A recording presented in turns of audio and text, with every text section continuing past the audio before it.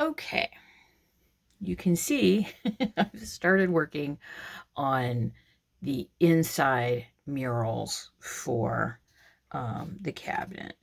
And these are not the final placements on anything. These are all flower components that I have created using the painted paper, the painted acrylic paper that I made.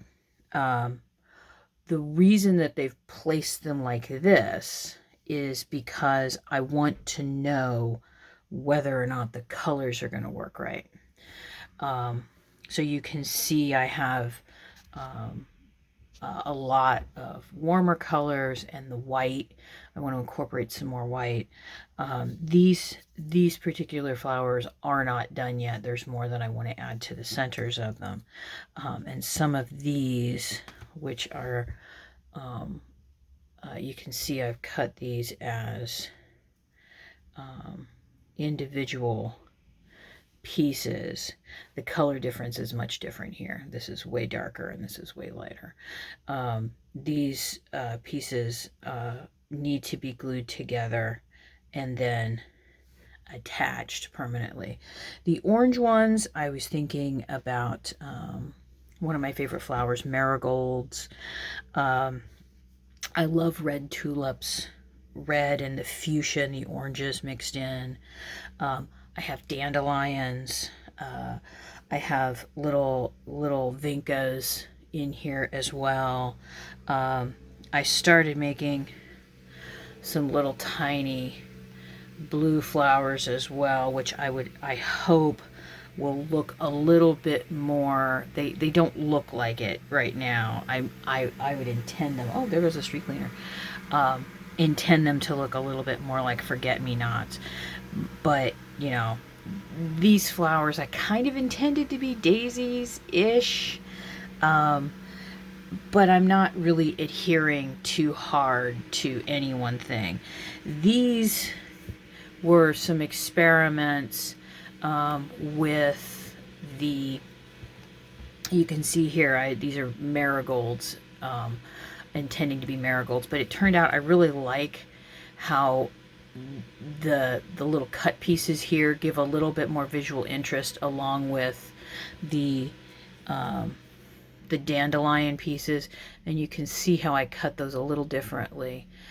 They're not as sharp on the edges. These pieces are much longer on those, and basically all I'm doing is cutting the paper with scissors and then gluing it together. These big pink ones too are just because I like pink flowers. Does that make sense? These are not difficult to do. I basically just start out with most of these. I start out with a shape. Like these are all going to be little vincas because I wanted to make some of different sizes and add them in here because vincas usually along the bottom, and I like that juxtaposition. So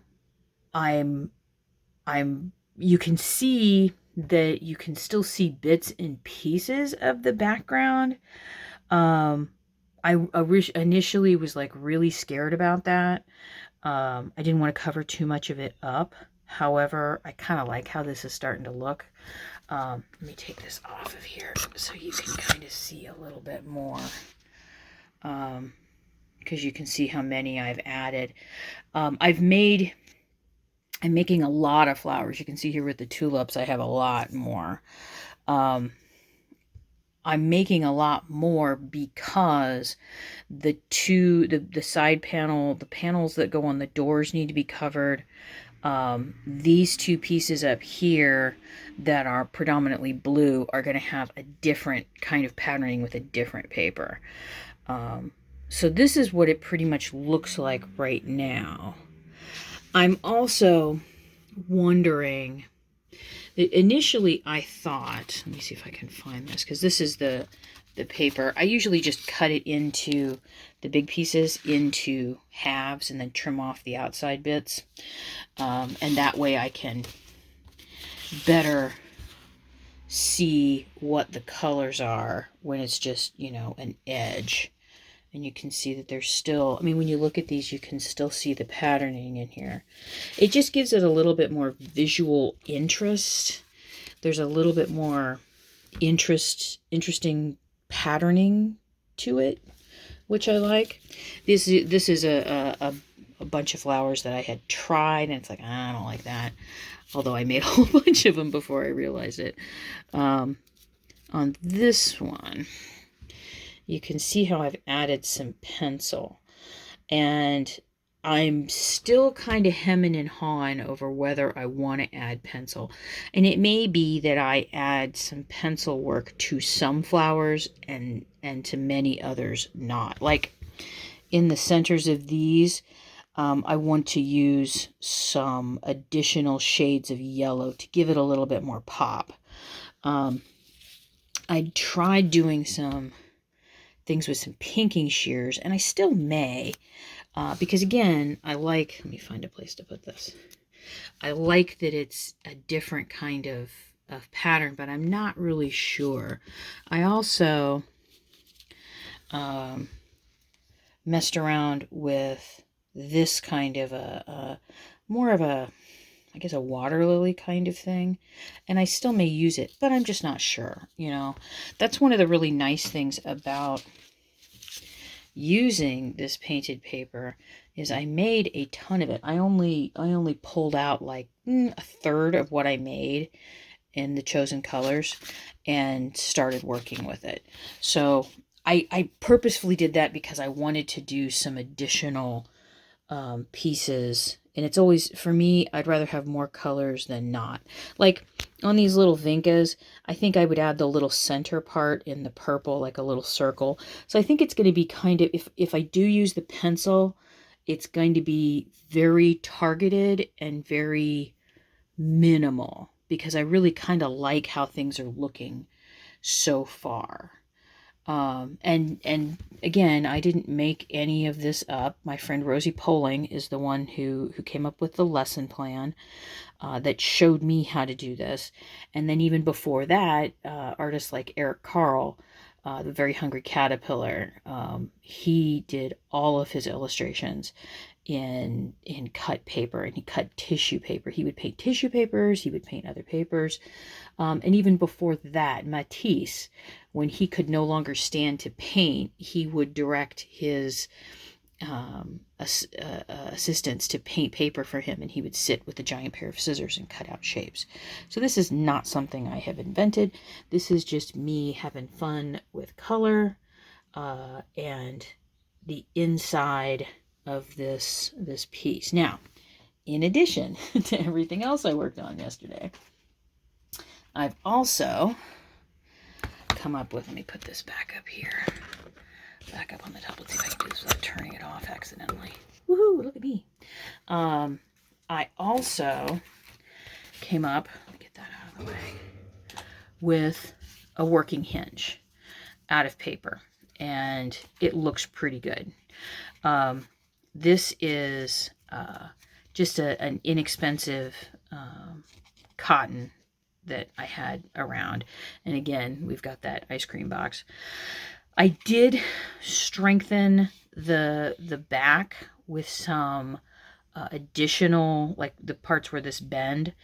And I know now that because of the way it's going to be mounted, this will be, okay, this is the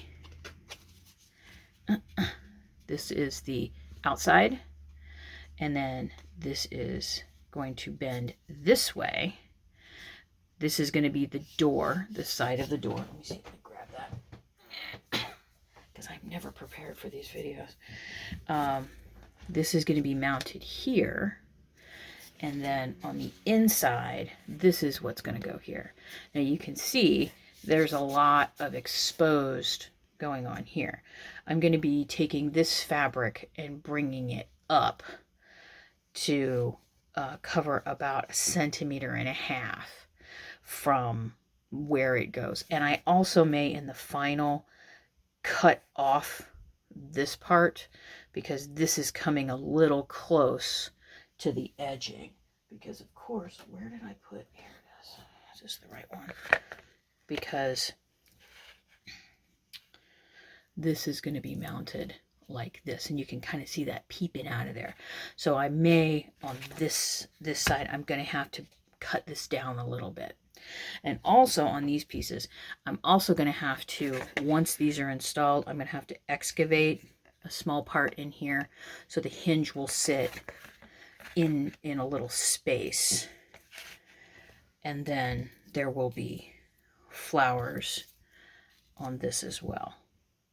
So you can kind of see where I'm going. I want to do this design, but I'm going to change it around. I want to do something with a different color, and I'm not sure. I want something that kind of looks like a mum. And again, I'm not like, you know, picking out a real flower. You know, I'm just kind of doing flower shapes. So I've got the fabric, and I dug around in my stash, and I found the fabric. I got it prepped yesterday. This was an old tea towel. It was a souvenir tea towel that was purchased in somewhere in Germany. Has a recipe for schnitzel on one side of it. But the whole reason I bought this was because of this border, which I really love. So this has deep ties and meanings, etc. So it worked really well with the stiffened it with Mod Podge. So these pieces are ready to go to be used on the hinges and get those glued together. And I'm going to need to clean this up so then I can start putting hinges together. And like I said, making some alterations to this section right here, probably taking about 1.5 centimeters off of it. And then instead of this being 1, 2, 3 pieces, it now needs to be one piece that tapers up and will snugly fit over this part right here. So yeah, I'm pleased with how things are going, even though, you know, my video yesterday, one of my videos yesterday was just an absolute colossal failure. Not colossal, I shouldn't say it like that. It was just a normal, everyday kind of failure. I do plan on making some smaller white ones, white flowers, and finishing up these parts in here. I'm going to be using, I had one of the things that I do like to use. I mean, this is when I talk about spending your money in the right places, I will use inexpensive paint here and paint on newsprint, but then I will turn around and if I've got the money, spend 20 bucks on a set of crayons. I got these on sale. These are Caran d'Ache Neo Color 2s. One of my absolute total and complete favorite things to work with. They're watercolor, so you can draw with them. The pigment is really intense. The colors are just, I mean, come on, those are just edible. And I haven't gotten a chance to use them much yet. I've used them a little bit. So I'm going to, part of me really wants to use them on the flowers. I need to do some tests because I need to figure out whether I can get these to be stable, because they are watercolor.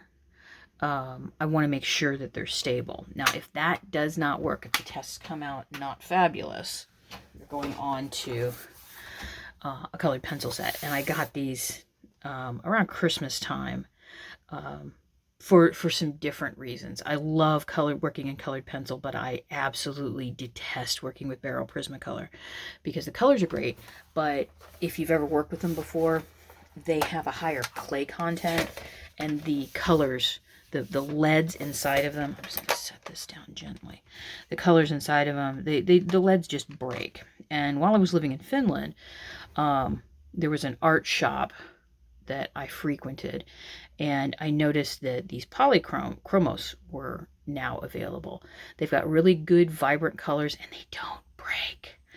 I initially started buying just open stock white ones and black ones for pieces that I was painting and drawing back into, wanting to pull lines out of and shapes and things.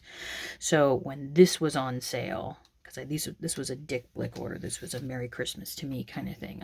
Someone had purchased a nice size piece of artwork, and I'm like, I'm just going to get them. They're on sale. So I haven't really had a chance to use them much, if at all, other than just tests.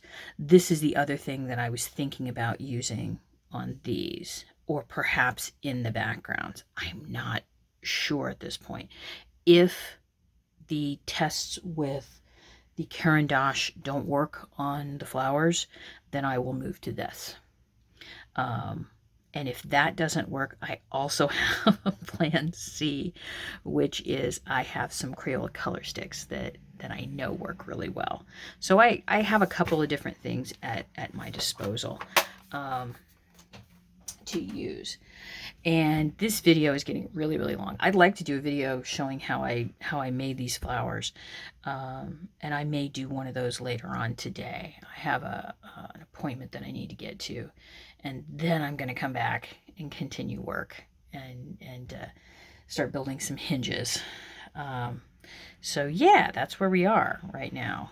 I did this yesterday knowing A, it needed to be done. B, I was itching to use the papers. And C, I kind of felt like a failure-ish with the hinges not working, so I wanted to do something that I knew was going to work. So the making of the flowers was very therapeutic for me. Very therapeutic. Anything that's color is going to be therapeutic for me, and I'm really pleased with what the color looks like. So yeah, and I'm going to cut this short because we're getting really long here. Yeah, 17 minutes. So I'll see you in the next video. Let me know what you think, and I'll talk to you next time.